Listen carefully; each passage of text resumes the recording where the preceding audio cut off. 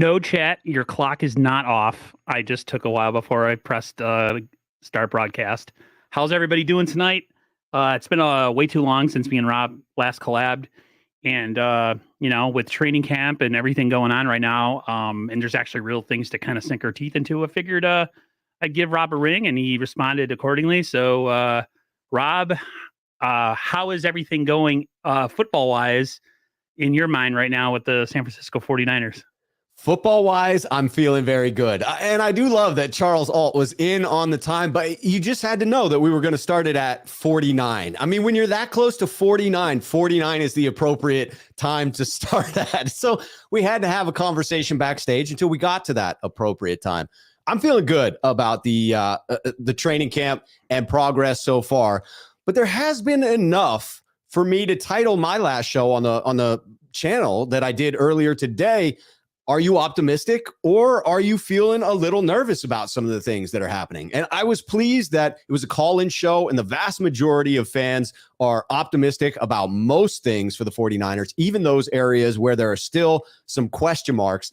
I would say the areas that remain with question marks are large enough such that I need to see real live preseason action. I need to actually see them out on the field before I can completely absolve myself of these concerns, but I remain very optimistic at this point in time. I 100% agree wholeheartedly. Real quick, I just want to say hi to the chat. Hello, Charles. Thank you for coming in. I don't think I've ever seen you before, and if you have been in here and I haven't seen you, welcome to the channel. Raphael 562, you are all over. You support everyone. Thank you very much.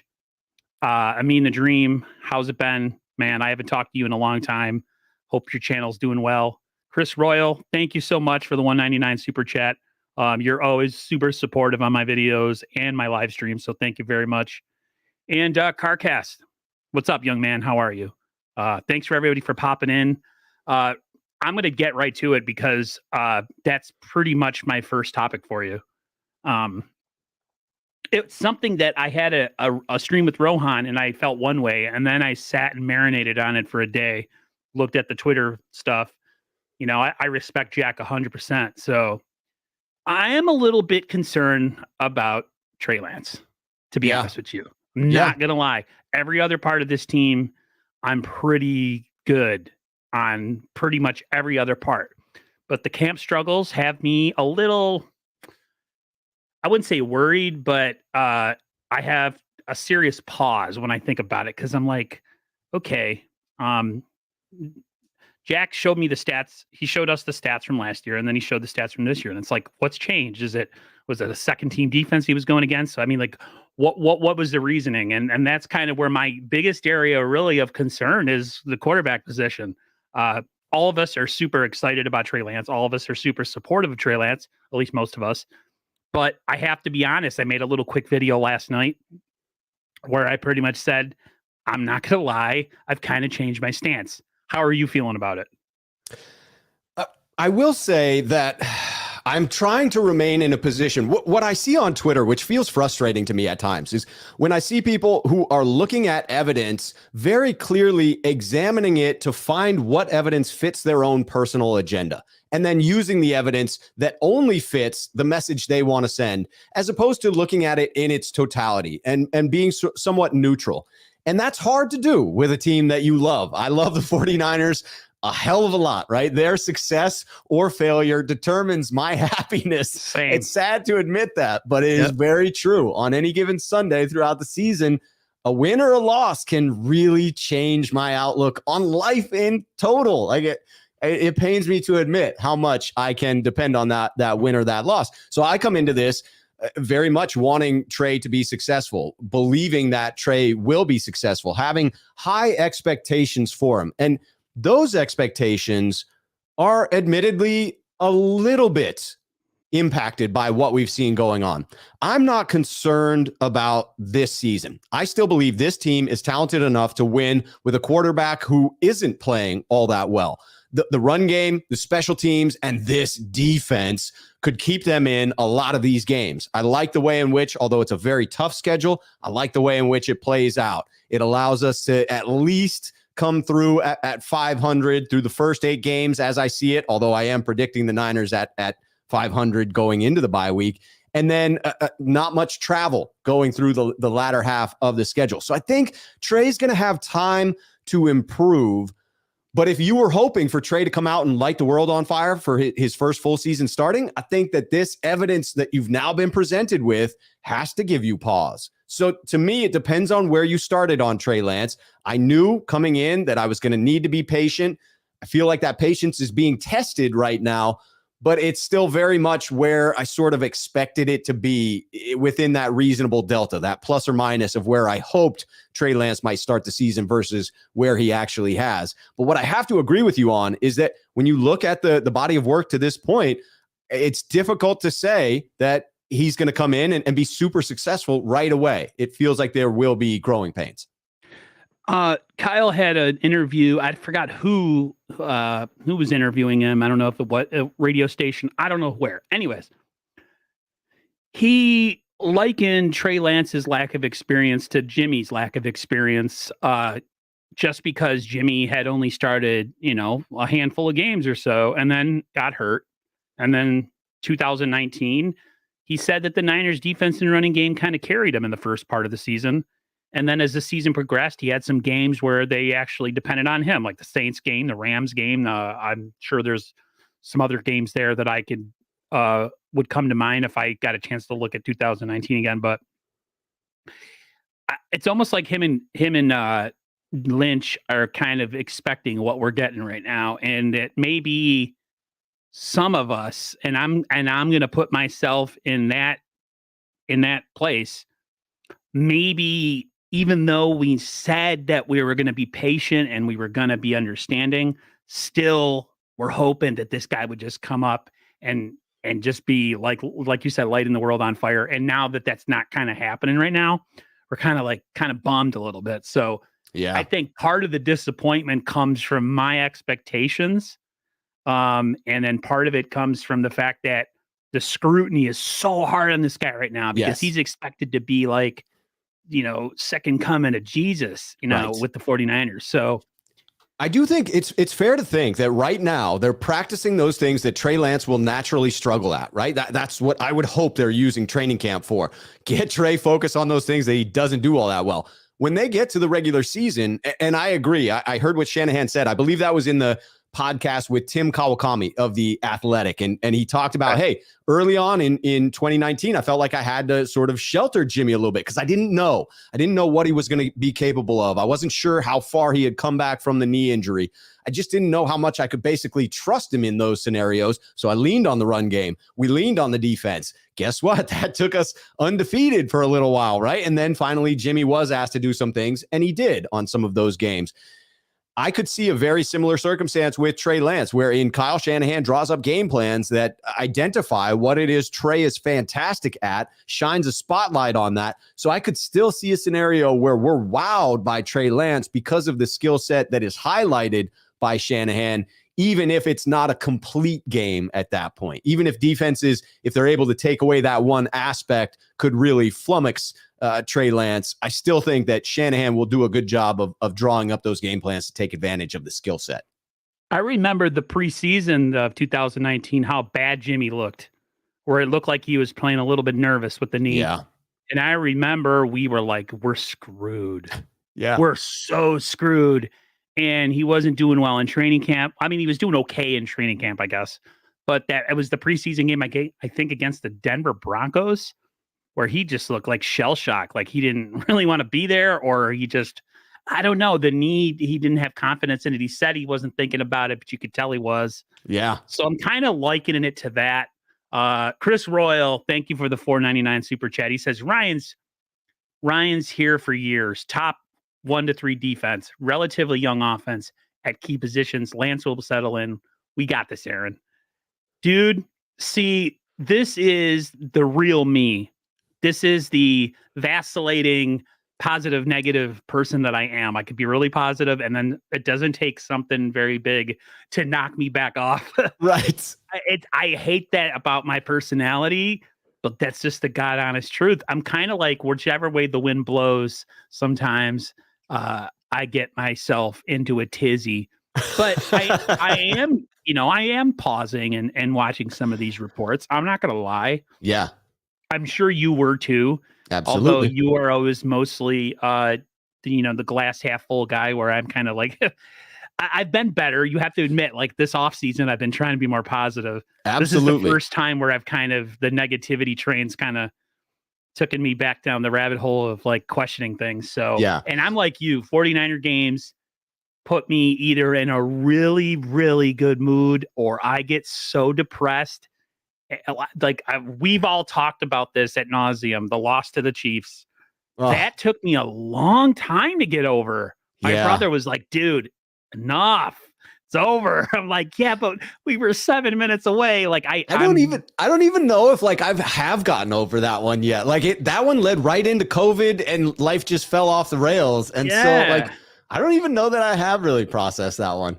It's like your first love. You never quite get over it. Yeah. Amen to that. And I'm definitely in that boat for sure. Yeah. I you're right. We need to see some game film. We need to see some game reps. And we need to see Lance going against someone else's defense, because it is like Chris brought it up in that super chat, right? This is, I think, potentially the best defense in the league. I have already predicted that we take home the sack title, that we dethrone the Pittsburgh Steelers and rack up 57 sacks. Now you look at this secondary. They seem pretty special as well. Get a few more turnovers, maybe from Charvarius Ward, maybe Tavarius Moore comes up with a couple. Maybe Huff still has a nose for the ball. You start racking up some turnovers. You rack up those sacks. Like this could be the most elite defense in the league. And at that point, how good does the offense really need to be? Yeah, and the thing with Trey too is I'm pretty sure Kyle can kind of accentuate his strengths with how he calls games, move the pocket, give him easy, defined reads. Yes. He did it with Jimmy. And Jimmy's in what, 8-9 years pro in the league, who still needs to be kind of coddled a little bit. So and people don't like to admit that like Jimmy at times, like Kyle Shanahan's confidence in him would definitely dwindle to the point where like Kyle would start to call games differently, whether he would take the ball right out of Jimmy's hands and they would run the ball a freaking crap load. So, I mean, I could see him doing that with Trey, and Trey this is it. People don't realize this is Trey's rookie year, if you think about it. Right. And he's still, even this year, the 7th youngest quarterback starting in the NFL, in NFL history, right? Starting his first game against Chicago this year, 7th youngest quarterback starting that game. So young guy, I mean, talented team around him. I do expect growth, but with that growth has to come patience and the growing pains. Definitely. This is one of my gaming buddies, Steven Herbert the Perv. Thank you for the $9.99 super chat. He says he follows me on here, even though he's not a football fan. He's more of a UFC guy. Him and a couple of my little crew of gaming dudes, they watch me, even though they don't really like football, because they like the conversation, the camaraderie, the back and forth. So, dude, that's awesome. Thank you guys for chiming in. They like to drop Family Guy references in the chat. So if you see stuff about strong arm paper boys and stuff and popsicles, that's what they do. Charles, I saw your comment earlier saying you have been in here, so I appreciate that. I'm sorry I didn't notice. He says, I have gained many gray hairs watching our team. Bro, I'm a redhead, right? I don't have a ton of grays. I have like a feeling this year the grays are going to exponentially increase, especially if we have a couple games or Trey does something that just makes us go, oh God, are we dealing with Jimmy again? Like, yeah, I could see some grays popping in. So, yeah, dude, when I started watching the 49ers, I had a full head of hair. I mean, I was 8 years old at the time, but yeah, I had a full head of hair before that. I still have all my hair, but I have like a 5 head. So, we can't win everything in life. That's right. I figure since we were talking before we get to the defense, I want to talk to you or ask you what your honest opinions are of Brandon Ayuk in training camp. He has really been balling out like big time.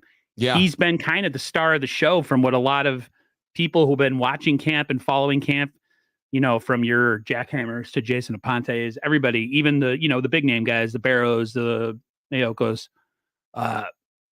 This is year 3. This is kind of his make or break it year. I always thought he had the skill and the talent to be very, very good in this league.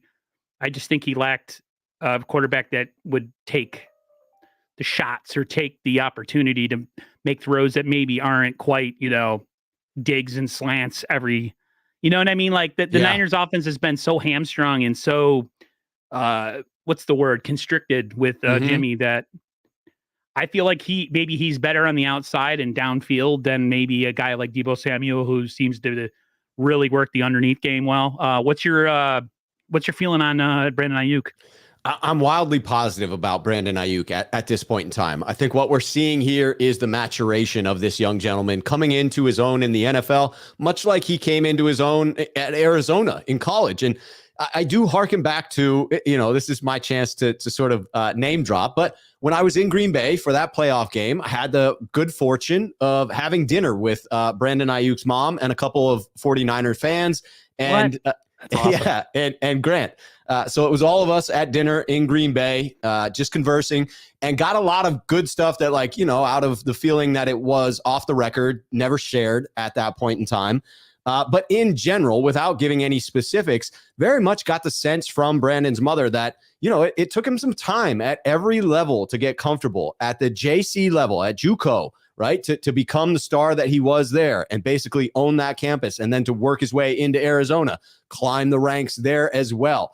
It did feel like he was a bit of an introvert, a bit of a guy who it takes him a little while to get acclimated to his surroundings. But then once he's comfortable, he's able to flourish. And it sure seems like he's come into his own personality-wise, comfort-wise. I mean, challenging Fred Warner, face-to-face, mano-a-mano. Like, that's the type of fire that I do want to see from Brandon Ayuk. And it is a glimpse into maybe what Kyle Shanahan was attempting to coax out of Brandon last year. I'm going to be a little easier on Kyle now for the way in which he created that doghouse, which again, I'm still not wild about the idea of a doghouse, but it did bring Brandon out of his shell. And I think what we're seeing this year is as a result of him being challenged last year.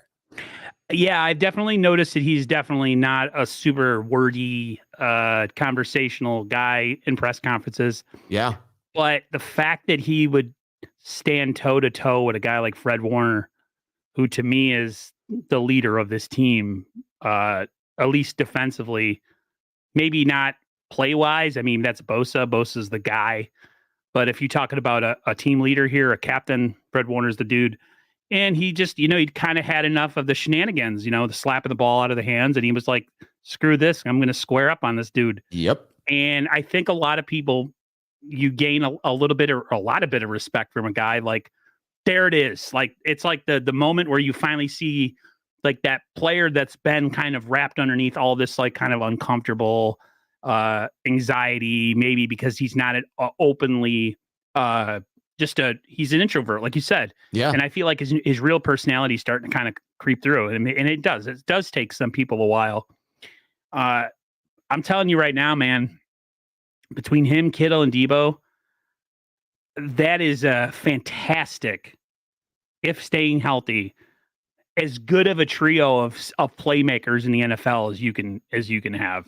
I mean, I feel pretty good that we're going to come real close to, if not hit, the 3-1K club, right? Where you have Kittle, Ayuk, and Deebo all hitting 1,000 receiving yards this season. And that what a phenomenal way to welcome Lance, right? Just surround him with talent. As long as the offensive line in front of him holds a little bit, we're going to be good.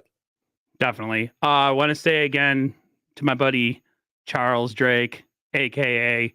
Knight Rider. This is gamer tag on Xbox. He says, I love you, Strong Arm. Thank you, guys. You guys are the best.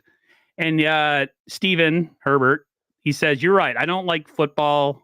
Never really watched it, but I watch you and be learning keep my interest. I appreciate that. Appreciate that very, very much. I saw this and I chuckled. Charles said, I love that one. Football's back when the Jags have their first loss of the season. Yeah. Charles is killing it. I have a friend who used to be my boss, who's now I work with him. I've worked with him for years.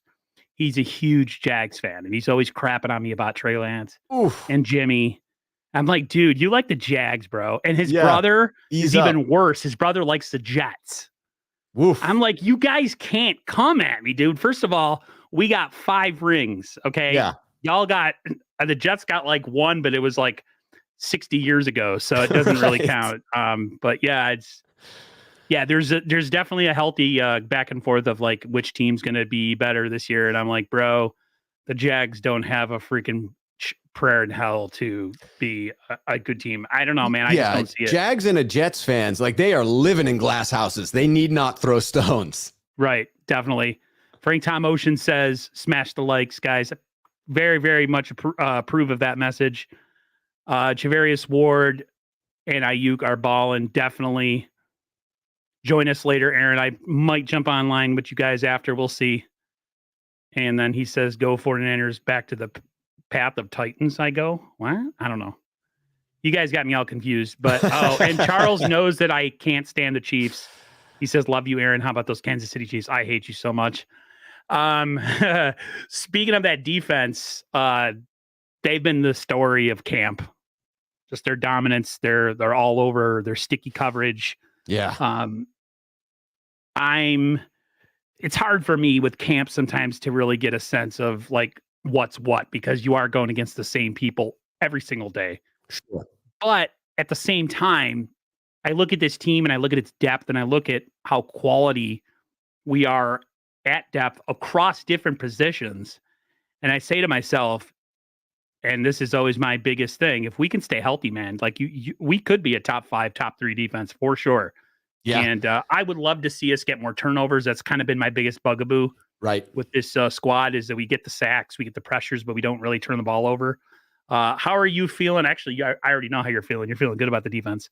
I feel great about the defense, but I share your concern about the 49ers and their inability to force turnovers, because all offseason, the guys that I had my heart set on in free agency, the draft picks that I predicted or reached for in some of my mock drafts, generally, I was attempting to include some type of a ball hawk on the defense. I had Jalen Petrie as, a defensive weapon that I thought DeMeco Ryans could use and put in positions to win and force those turnovers.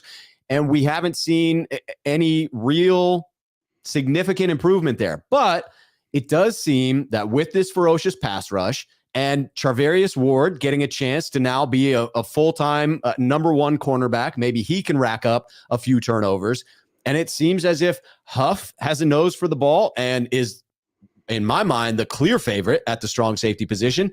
And Tavarius Moore is showing that his athleticism is still there after the Achilles injury. I could certainly picture the 49ers plugging him in a couple of 3 safety looks, getting him some snaps, and he may come up with a couple of picks as well, because he finds himself all over the field and is fast enough to go chase down those deep balls as well. So I think the 49ers may be able to improve in that category. You never know. Turnovers are one of those things that can be a bit fluky, but I believe that this defense, whether they can turn the ball over or not, is going to be special. I think if they can force some of those turnovers, has a very real potential to be the number 1 defense in the league. I feel like sticky coverage and good pass rush are a really good sign of a team that could probably get some turnovers, because they've played a lot of what's the Niners? They played a lot of cover 3, right? Which is a lot of zone defense, right? Right. So that kind of defense, if you don't get to the quarterback, you have a lot of gimme throws pretty much all the time underneath. And what you do is you protect, you die the death of 1,000 paper cuts if you play that kind of defense. Whereas if the Niners go man, like it seems like they might be trying to do this year, there's the potential to give up a big play if, there's a busted coverage. But with that kind of defense, there's also the chance that turnovers can come from it. Because I feel like when you play a cover 3 or a zone type defense, you never really see a lot of, unless a quarterback's really just trying to fit it in there when it's not, the play is not quite developed where it needs to be. Because when I watched the Rams in the playoffs, one of the things I noticed is when the 49ers didn't get to Stafford, it was pretty much the Cooper Kupp show every time, or anybody else. And it was just like, man, if we can't get to, I mean, you literally live and die by the rush. So this defense, I think, and this is, I'm not a film guy. I'm not a radio guy, or I'm not an analyst. Sure.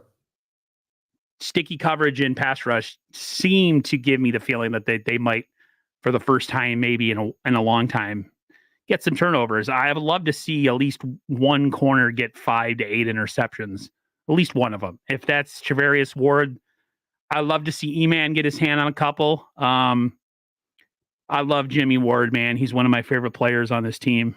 I love his tenacity. I love his no nonsense. He's talking about messing up other guys throughout the league when he gets his hands on them, talking trash. I love it. Jimmy Ward is fantastic in that regard. Jimmy Ward, to me, is one guy I think the Niners can't move on from. I think they have to find a way in the future to keep him, because I feel like he's another one of those tone setter kind of guys on the defense that if you let him go, I feel like you're letting go a leader. Yeah. And an identity. He's part of that identity of this defense between him and Absolutely. Warner and Bosa. The most tenured member of the defense. He's got the personality for it. He talks the trash. He's a fun guy to be around. You hear most people saying positive things about Jimmy Ward. It would seem that the only thing playing in our favor is the rest of the league doesn't appear to give Jimmy Ward the respect that he deserves. So he may hit free agency and not get the market that he feels he's warranted, and in that way may come back to the 49ers. But otherwise, I do find it frustrating that it seems we're willing to let him walk by not simply extending him this offseason. I just hope they don't give him the Jaquiski Tart treatment where they pretty much say goodbye and they don't even offer him anything. Right. Although with Tart, I don't know what underlying issues there was there. There was some weird vibes going on in the offseason. I don't know who I was talking to, where they just said there was, I don't know if there was a disconnect or a falling out with the 49ers and Jaquiski Tart, but that's just from, I don't know who exactly said that to me or who I streamed with, but there was a feeling that the Niners were pretty much, done with him, but I don't know. Yeah, I heard secondhand information from Jaquiski Tart himself that it's secondhand, so take it as, with a grain of salt, because I didn't hear it directly from Jaquiski Tart, but heard it from someone who heard it from Jaquiski Tart that he wasn't looking to come back to the Niners. So I do think that there was something that must have occurred in the negotiation process, or something may have just been communicated that, hey, we're looking to part ways at this time. Yeah, that's unfortunate, but I mean, he's had the injury bug. He's never been able to quite get a full season under his belt, whereas Jimmy Ward, I feel like he's kind of turned the corner on most of his injury issues. So yeah, some of those earlier broken bones that he had in his first couple of years. Yeah, I remember Grant asking him if he drank enough milk. So yeah. Best freaking question ever at a press conference. Let's jump to Debo. The giant elephant in the room, it finally happened. All of us were super excited. I remember I was taking a cat nap, and I literally just turned my phone on, and it was like, I saw a reaction, and where I don't know if it was a meme or a GIF or something. And so I refreshed my feed, and boom, there it was. Debo, 3-year extension worth $73.5 million with $58.1 million guaranteed. He deserves every bit of it.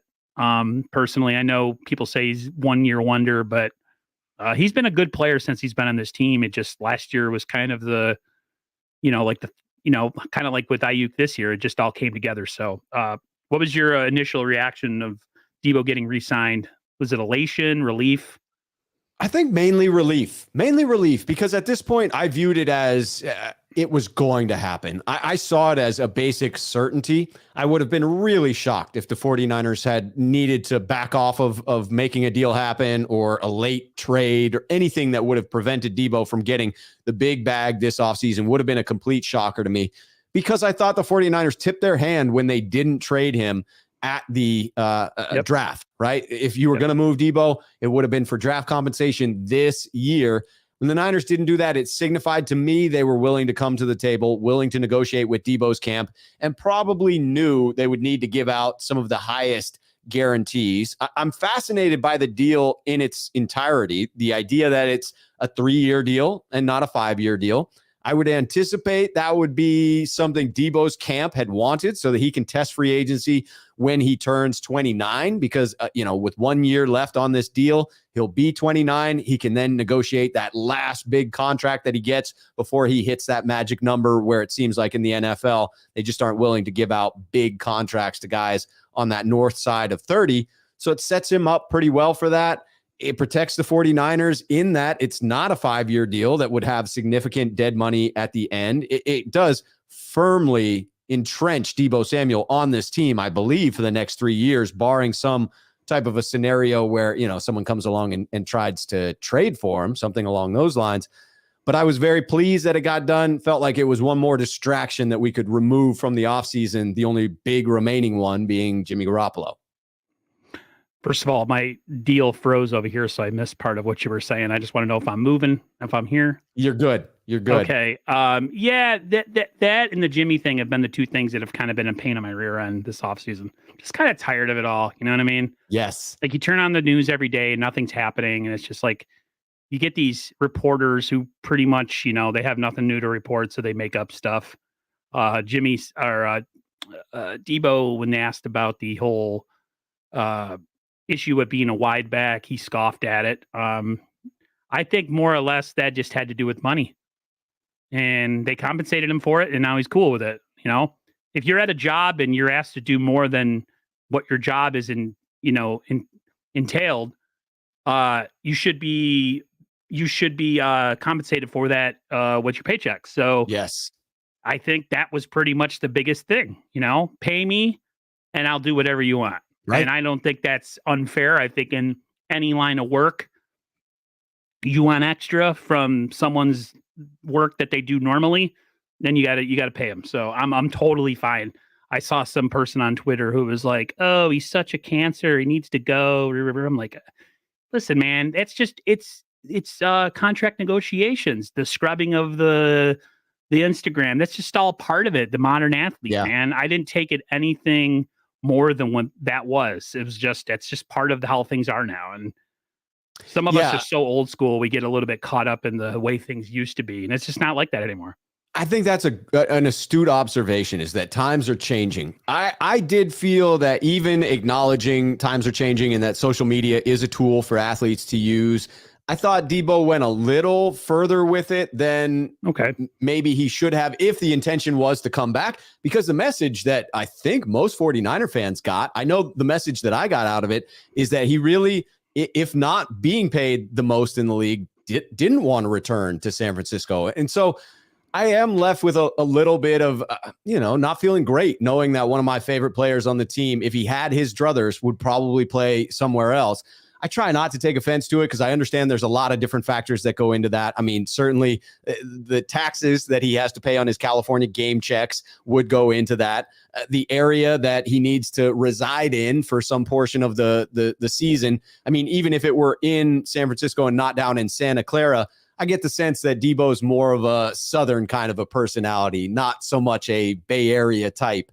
And the Bay Area and everything that comes with it, both good and bad, having lived there in the past myself, I think it's fair to point out that, maybe he would want to be somewhere else, but he's here. I'm convicted that he will give it his all because that's the type of football player that he is. But there was a little bit of disappointment in finding out that he would rather be somewhere else. He did make a point in his, when asked, I forgot who asked him, one of the media members, they said something and he said part of it was communication. Yeah. Maybe the communication in the beginning was not quite up to what he expected, and maybe he took offense to something and was like, you know what, I'm out of here. I want to go. That's a great point. Because he said that he made reference that just things changed. The communication got better, and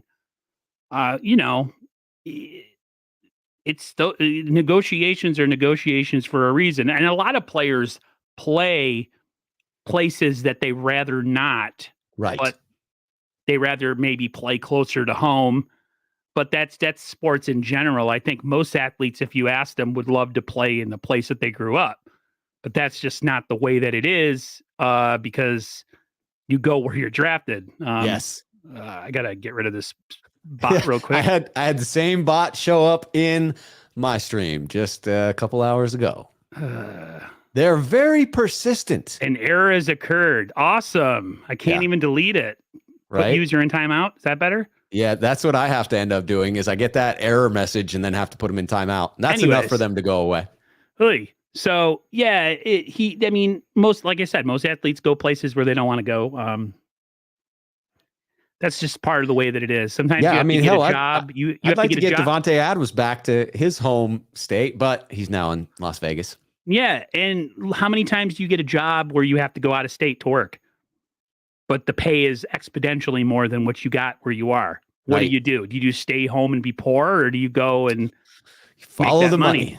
It's all about that greenbacks at the end of the day, man. Especially if you're a single guy, right? Why would you stay somewhere else if you don't need to stay? So, it was a weird situation. I did get a little bit of a sense of like maybe he didn't want to be here, but it's all about the money, man. Money talks, as they always say, and BS walks. So I'm glad he's here. And don't get me wrong, like it doesn't change my opinion of Deebo Samuel. I still respect him and adore him as one of my favorite players. Absolutely. I'm actually thinking about getting a jersey very, very soon. So I have had that same thought, my friend. I don't get quarterback jerseys because we haven't had a Joe Montana or Steve Young in a long time. So until that day happens, if Trey becomes that guy, we'll finally buy one. My nephew actually, he has a Jimmy Garoppolo jersey. Oh, no. I got to call him and talk to him about it. Hey, it was good for a little while. He was good for a little while. Yeah. Let's jump to the offensive line. Has been a huge question mark in camp. Huge. Other than Trent Williams, everything else is a huge question mark. Some of the struggles people say have come from the fact that Trey's been rushed and not had a lot of time, or he's had to scramble. Right. I hate to kind of use the moving narrative, the moving goalposts, and just sometimes say maybe Trey struggled just because he's struggling. Yeah, I think that's fair. It's this reason or that reason. But having Rohan on my channel the other day, he definitely says that the rush and the defense definitely has had a huge impact on things. But that, the offensive line has also been a little bit of a question mark. There's been a lot of moving parts as far as like who's starting at center, who's trying out what position. And I feel like until they kind of get a solid 5, I feel like this is going to persist. But again, they're also going against one of the best, maybe the best defenses in the NFL. So like, how do you judge exactly what you're seeing? Is it bad offensive line play, or you're going against a fantastic defense? Like, where would you judge that?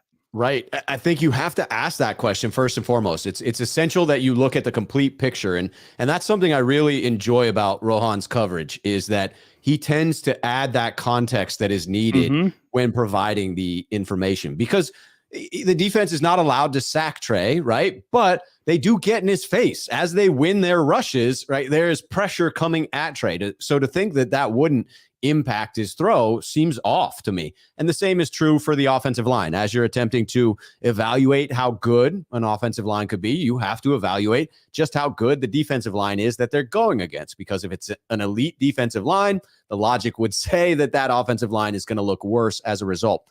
What I will say is that thrilled knowing that we have at least one position locked down, that it's probably the best player maybe in the NFL at that position, right? And so that makes you feel good about left tackle Trent Williams.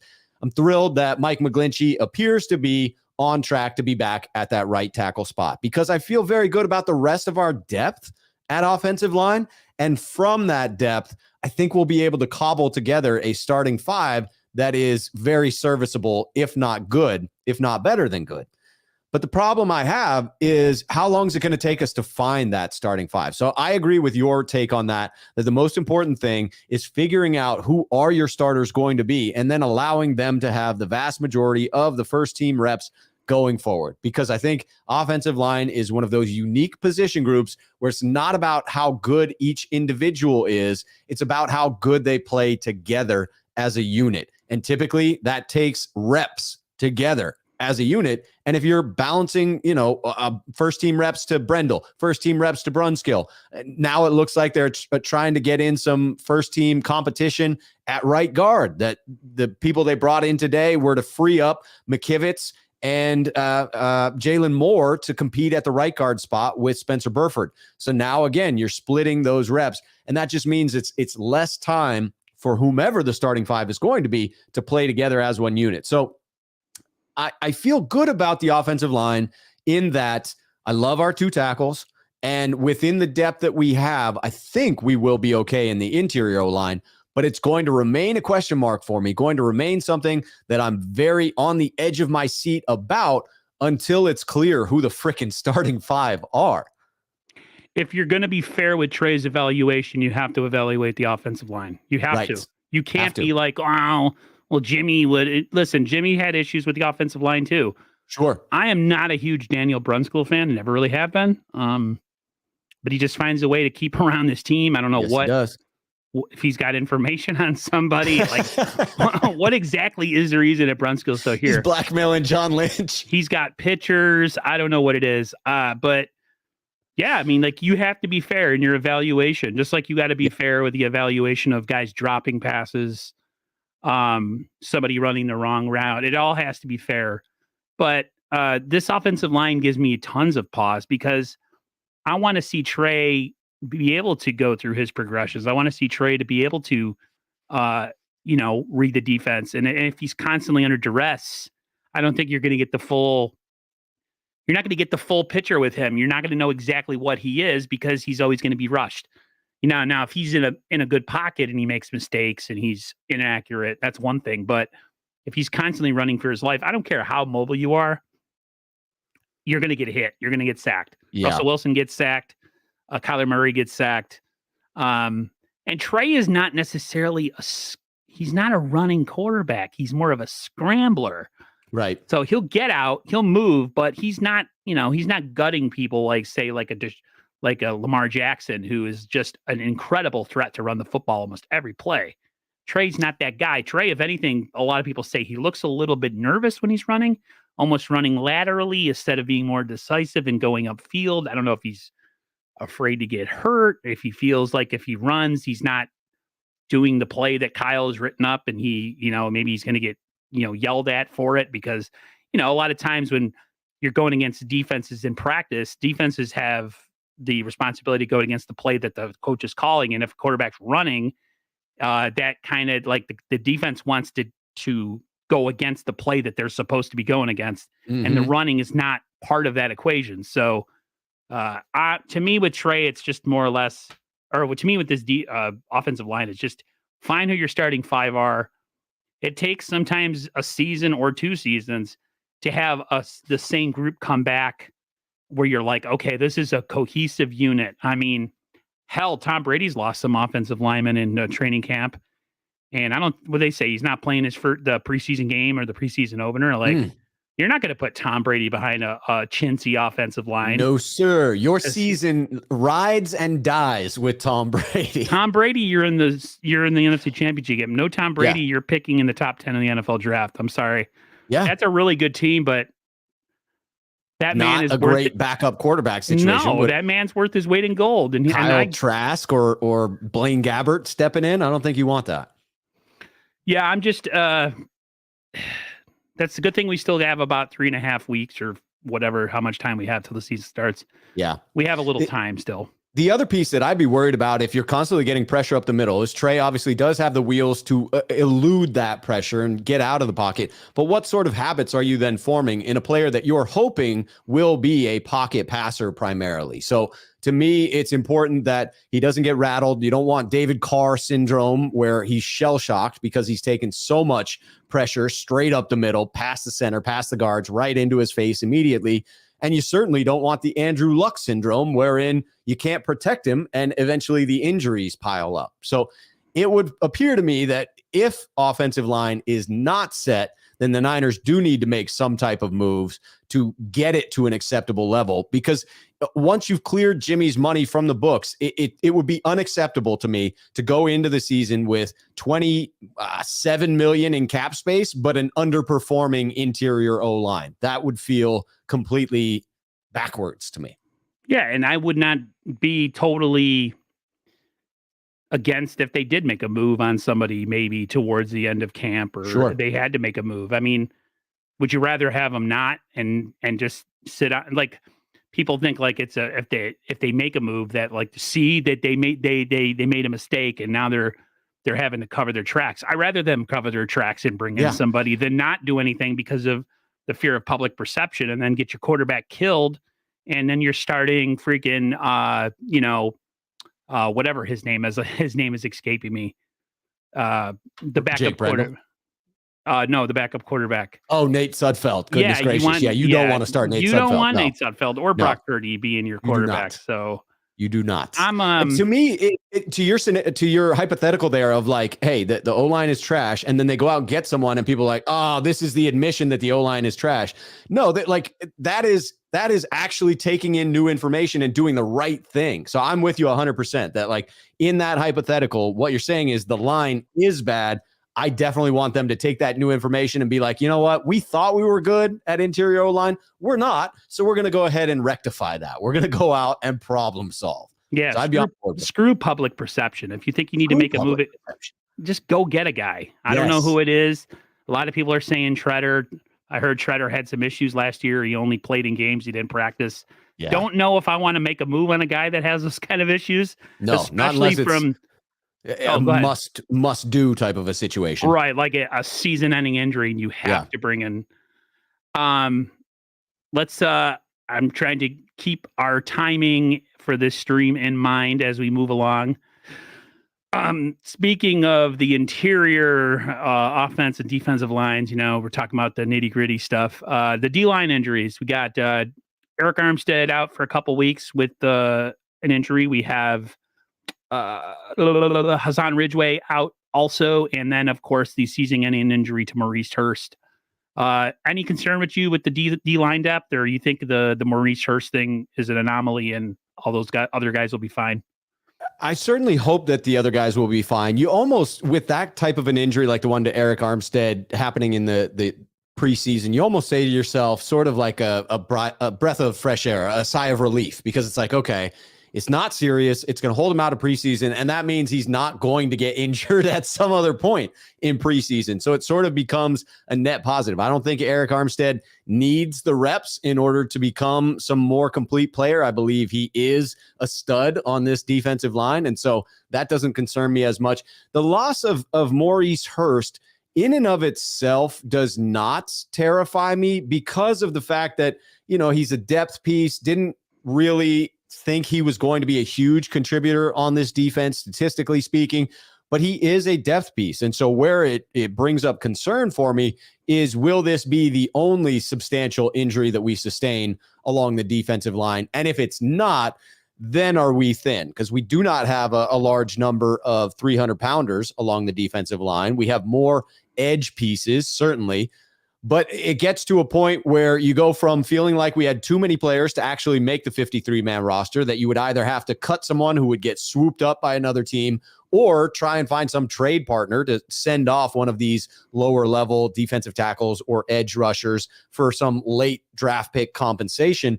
Now it feels like we're sort of at the right number of bodies to cut down to 53, but that makes me worried because we still got the entirety of the preseason to go. And the 49ers have in the past dealt with injury issues. I'm knocking on wood as I say that. Me too. I think they have moved past that, but I'd be lying if I said that there wasn't that little voice in the back of my head that's like, every time I jump on Twitter daily, I'm thinking, please, no super bad injury news that's going to make me just be like, the season's over, man. Right. And we're not even out of August yet. Right. Because the injury bug has bitten this team since probably the end of the Harbaugh era, and it has. I feel like we're due to have a season where like nobody gets hurt. Hey, how about this season? How about we just make it now? How about now, right now? I know they brought in Robert Kimadiche, defensive tackle, which to me looked like a camp body, but now. From what Rohan was saying, he actually looked pretty promising, or was it Jack? I watched so many different streams, man. I get confused who said what, so I apologize to the chat. But that they said there was actually some, promising stuff happening in camp with Kimadiche. So I mean, that's always a good thing. You bring in a guy thinking he's a depth piece, and he ends up turning out to be something of a needed player. So hey, whatever, right? And he flashed in Seattle, right? They were very optimistic about him. It was an injury that sort of derailed that optimism they had about him, and then never regained his form, came back in the regular season. They cut him, ended up on the practice squad, I think, and then was elevated at some point after the injury did heal and never really contributed. But the talent is there, and if anyone can coax it out of him, it's Chris Kocurek. And so I'm optimistic that he's got a shot to be this year's Arden Key reclamation project. Certainly, here's one thing I would say definitively. If I were a talented defensive lineman who was on my last legs when it came to landing on a team in the NFL, I would absolutely head to San Francisco and play for Chris Kocurek, because if anyone can resurge my career, it's going to be him and this unit that you're surrounded with. Yeah, I mean, he's well known throughout the league as being a guy that can kind of unlock underperforming guys, get them a new contract, and then you don't hear from him again. Right. So it's like, wait, what happened to that guy? Oh, he got his money for him having one good year in San Francisco. Cashed in. The fact that Kerry Hyder's back is the ultimate compliment to Chris Kocurek. He goes to Seattle and does diddly poo. Now he's back with the 49ers. Let's see if Niners can get lightning in a bottle twice. I think they have a really good chance of doing that. Especially if you don't have to depend on a guy and he can kind of play his role instead of like kind of forcing, someone into a role to be like an every down guy. And maybe he's not that guy. So that's my biggest thing is quality depth is all about having players in their respective roles who are not forced to play above their talent and above their ability. Right. Or play out of position, which happened to a lot of 49ers players early on in the Shanahan era. Before we got to this level of like ridiculous talent along the defensive line, you had Eric Armstead playing out of what now feels like his more natural position. And so certainly I think that there is something to be said for investing enough to where you can put the players in whatever place they have the best chance to be successful. And you don't have to force a round peg into a square hole. Like Nick Bosa is an anomaly. He's not the norm. Right. Guys like that he's just got God-given talent. He's got great genetics. He comes from a father and a brother that are all really, really talented. They come into the NFL ready. They're already like the defensive line coach has nothing to really teach the guy. Right. Because he's already got it all. That's not normal. Most guys come in and they have a couple cool moves, but they don't have the full repertoire, or maybe they don't have the motor quite where it needs to be. Maybe the body isn't quite where it needs to be when you first come in the league, a little fat, maybe a little out of shape. You play for Kocurek, man, your ass better be on fire. Because if you don't, you're not going to be playing. So, I'm big on the D-line. I hope the injuries don't mess with them too much, because I think this team has the ability, me and you keep saying it, without injuries, this team has the ability to be real special offensive and defensively. And if they are that special, a guy like Trey can kind of come along at his own pace, and we don't have to rush it. So, absolutely. Right That's now, what you want. Surrounded by talent. 187 says Bosa looks like the Hulk. Yeah, that one picture of him signing autographs. Listen, man, I'm a proud heterosexual male, but I definitely had a little bit of jealousy and a little bit of a man crush on Bosa. I'm like, damn, dude. Dude is ripped. So that's what peak masculinity looks like. Yeah. Because I'm definitely at the middle age. Like, if that's peak masculinity, I'm peak dad bod at 42. So I missed out on my opportunity to be like Nick Bosa. That's for sure. I went from skinny, pimple-faced teenager to out-of-shape old man. There was no in between with that one. So the last couple topics here, Jimmy G latest.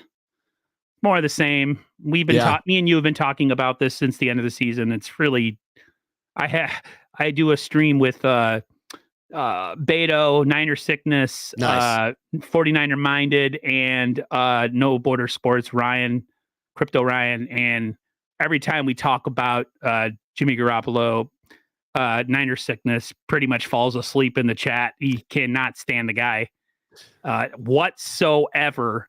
So I guess with Jimmy, it's just a matter of, I'm just going to ask you point blank. Do we trade him or do we end up cutting him?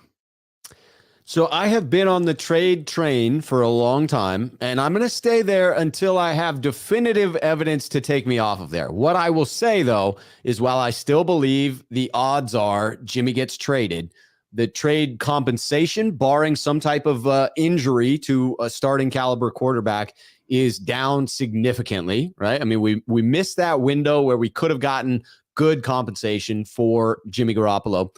And the percentage chance that we do end up having to cut him outright is increasing by the day. So, the Deshaun Watson news is big to keep our eyes on because I highly suspect, especially given the storyline of the NFL in these negotiations, when they had been trying to mediate and come together and agree on a term for Deshaun Watson's suspension, the NFL was sticking hard at 12 games. I read a story today that indicated the reason for that is that they go and play the Houston Texans in week 12. And so they don't want Deshaun Watson to start in Houston against the Texans. And they would rather he be suspended at that point. And that makes a hell of a lot of sense to me, right? I mean, the Houston area probably isn't all that fond of Deshaun Watson with the accusations of what he did in that community. So it makes sense to get him out of that game. And it's a weird system in the NFL, right? They give it to a judge to look at all the evidence, make this ruling. But then if the NFL appeals it, it goes to Goodell. And he gets complete carte blanche at that point. Now, the Players Association can then sue Goodell and have that overturned. So he can't overstep his own reasonableness in what he levies as a suspension. But if you see Deshaun suspended 12 to 17 games, I could see Cleveland coming knocking. So it feels like there's almost no demand for Jimmy, but there are a few situations you got to watch play out. Mitchell Trubisky's looking horrible in Pittsburgh. Deshaun Watson may be suspended longer. New York keeps getting mentioned as a potential destination. So I have some hope of a trade, but the longer this drags out, the more I sway to it's cut time. I just want him gone, to be honest with you. I think it's kind of I think it's kind of a clown show and a little bit disrespectful to see him running around while camp's going on. That it is weird to have him before camp. Kind of pissed me off. I have not been on their show yet, but I want to be so bad. 49er faithfully, Mariah, she's just like, get out of here. Go away. Other people don't want him here either. Niner Sickness was trying to create a hashtag called Let That Puto Go. And I'll leave it at that. But I think it's just a point now where we're just at a point where dude, the season's going to start soon, man. And he's still here. Yeah. It's kind of old news. I think with Trey being the guy, I feel like when I see him running and waving and playing with children and you have people in the stands who are, instead of watching practice, they have pictures of fans watching Jimmy. To me, it's just, it's like a clown show. It's ridiculous. Get going. Let's set him home, go practice at a high school. I'm just ready for it to be over. When Montana was done and they were not going to make him the starter, they quickly made a move, sent him to Kansas City, and that was the end of that, right? Joe Montana wasn't running laps around 49er facility waving at fans while Steve Young was starting. So no, kind of done with it. Just ready to move on. Chris Royal, real quick on the Deshaun Watson situation. He says, I'd be surprised if it wasn't a full year. Me too. Listen, I'm not going to speak on another man's drama or issues, but the amount of people that have come out against him, whether something happened or not, that's a lot of people. That's all I'm going to say. And I've always believed where there's smoke, there's fire. Never believe all of it, but don't completely write something off either. So The truth is always kind of somewhere right in the middle. With this whole situation, it's just a bad look for the NFL, and anything less to me than a season seems kind of like a disservice to those women. Again, I'm not a feminist or anything. I just think it's a really horrible situation. And if they end up suspending him a year, I'd be totally fine with that. I thought indefinitely would be even a better option until they could figure out this legal situation. But that's all I'm going to say on that. I don't want to lose people in the chat. Yeah, Chris Royal said it best. That's a whole lot of smoke. So yes, it is. Anyways, let's move off that topic. The last topic here to me, I just wanted to ask your opinion on the running back situation. Me and Rohan were talking. We both have come to the conclusion that we think JaMychal Hasty and Jeff Wilson Jr. are the odd man out in this backfield with Jordan Mason and TDP and the running backs, Elijah Mitchell, and I'm trying to think of the other player. We drafted him last year. Trey Sermon. Who's the odd man out, or do you kind of agree with me and Rohan that we kind of already kind of figured out who those guys might be? I think it needs to be confirmed in-game action. We got to see it with the pads on, people actually trying to murder the running back. Because, as of right now, not a whole lot of real hitting going on at the 49ers training camp practices against themselves. So I will wait to see with my own eyes. But from what I'm hearing so far, I agree. I think Jordan Mason has been showing out. I hate to say that we've seen Jeff Wilson hit his ceiling because I can't definitively prove that. But that's what it feels like to me. It feels like we've seen what Jeff Wilson can do. It's great. It adds value, and I'd be thrilled to have him as the fourth best running back on my team. But if I see someone that edges him out, that still has room to grow, that is a rookie that might have a higher ceiling, even if the floor is just a little bit lower. If we're talking about the fourth string running back, I think I'd rather have a little lower floor and a higher ceiling in that regard. So I'm pulling for the idea of Jordan Mason making it and thinking that it's at least possible either JaMychal Hasty or Jeff Wilson Jr. will clear waivers and make it onto the practice squad as additional depth. Man, the Jordan Mason story to me is just amazing. The fact that the Niners might again find themselves another undrafted running back. My brother, he's a Dolphins fan. Everybody knows that. They've followed me enough. We were talking about that, and me and him both agree that spending high draft picks on running backs is just foolhardy. He goes, seems that way. He goes, especially with your team, he goes, where they find running backs, working as like a postman or something, and all of a sudden he's rushing for 1,000 yards. Like the whole Shanahan system from when he was in Washington and it was the dad and all that, all those years with Denver till now, there's just, I know Bobby Turner's not on this staff, but I wonder if they went to Bobby Turner and said, hey, take a look at this kid.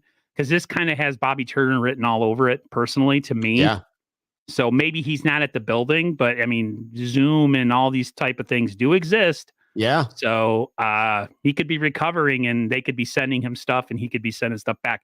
This looks like a Bobby Turner situation to me. I could be wrong. I probably am wrong. But dude, I think Bobby Turner doesn't get enough respect. So I think even if he didn't do it and we say he did, like he deserves that type of credit for something he didn't do because all the things he has done that he may not have gotten the appropriate level of credit for. David McNews says Mason over Wilson and Hasty at this point. I agree. They might both not make it. I wouldn't be surprised if the Miami Dolphins went after someone like a Jeff Wilson Jr. or a JaMychal Hasty. I wouldn't be surprised by that at all. Because, they're pretty much running the same offense, just with really good receivers or one really exceptionally fast receiver. So that is a team, I will say, even though this is a Niners channel, I want my brother's team to do good and stuff from when they play us. I want Mike McDaniel to do well, for sure. So do I. And I want them to do well because I think it's time. I'm sick of it being either one team or the other in the AFC East. Let's battle this bad boy out like we do in the NFC West. Yes. Instead of it being like, oh, the Bills got it locked down by week 10. Like, screw that. Let's have a battle like the old days, And let's have the Patriots at third or fourth in the division for frickin' once in a great mood, right? I'm sick of that old curmudgeon-y fake Emperor Palpatine old man friggin'. Can he just suck for more than 1 year in a row so we could finally be rid of him in the NFL? Please. Dude, he did his business. They're great. He's great. Dom's great. All right, time to go. See ya. I want something new. So, Rob, I think we just about did it. I think we covered everything we need to cover. I know, with the way things have been lately, I just haven't been streaming all too often. It shows in my viewership a little bit, but I want to say, even with that, I am so glad I had a chance to have you on, man. I definitely want to do this again. We all know real life gets in the way of a lot of things, real schedules, real issues. So the fact that anytime we could do this, it's always cathartic for me. I know the people appreciate it. I know a lot of people that are in here know your channel. So vice versa. I had a lot of fun, man. Thank you, chat, for the super chats and the comments. It's as usual, it's always really awesome for me. You know, every time I work and I have a tired day and I have a stream coming up, I'm always like, oh, I don't know if I want to do it. And every single time I do it, I'm always glad I did. So I feel the same way. Like literally coming up to the show, I'm like, oh man, gotta work myself. And then I do it. I'm like, oh, this is fantastic. This is why I do this all the time. It is so weird. And it has nothing to do with the person or anything. It's like, I don't know if you psych yourself out or you just have other stuff going on in your brain or you're just like I work outside. So it's really hot. Like today I was working in the humidity. Oof. It was like 90 degrees outside. I'm just like, ugh. So just want to say thank you to everybody. Thank you all, Raphael562. I appreciate the kind sentiments. Same thing with you, Chris. Thank you for jumping in here. Everybody have a great rest of your night. Stay safe, stay cool, stay away from the monkeypox disease. Everybody, seriously, like, I'm not even joking. Like, this world is going to crap. So everybody stay safe. Take care of each other. And till next time, guys, peace.